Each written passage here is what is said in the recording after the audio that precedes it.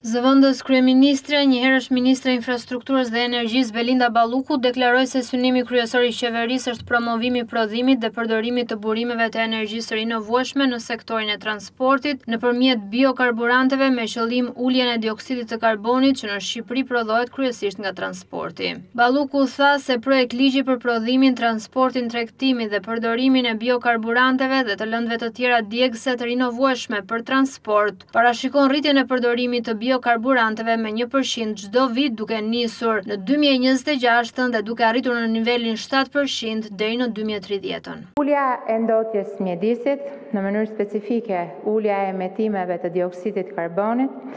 është prej kohësh nga objektivat e qeverisë shqiptare në të njëjtën linjë dhe me kërkesat e vazhdueshme të Bashkimit Evropian. Projekt ligji që propozojmë sot ka një rëndësi të veçantë pikërisht sepse synon të ndikojë në mënyrë të drejtë për drejtë dhe domethënëse në uljen e emetimeve të dioksidit karbonit, të cilat në Shqipëri shkaktohen kryesisht nga transporti.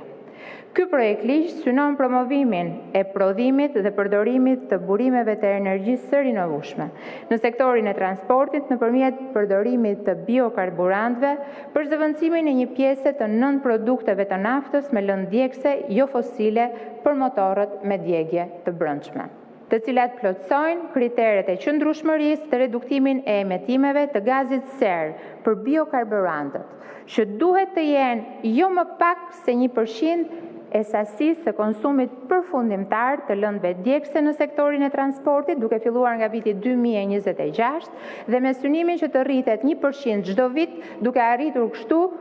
një 7% të volumit në fund të vitit 2030. Balluku tha se me miratimin e këtij projekt ligji, Shqipëria parafron aktet ligjore me paketën europiane për klimën, siç është ligji për eficiencën e energjisë në ndërtesa. Ky projekt ligj është pjesë e paketës së akteve që synojnë për afrimin e legjislacionit vendas me paketën europiane për klimën, sikurse është ligji për performancën energjetike të ndërtesave, siç është ligji për sektorin e energjisë që do të përcillet së shpejti në komisionet parlamentare, apo edhe ligji për eficiencën e energjisë.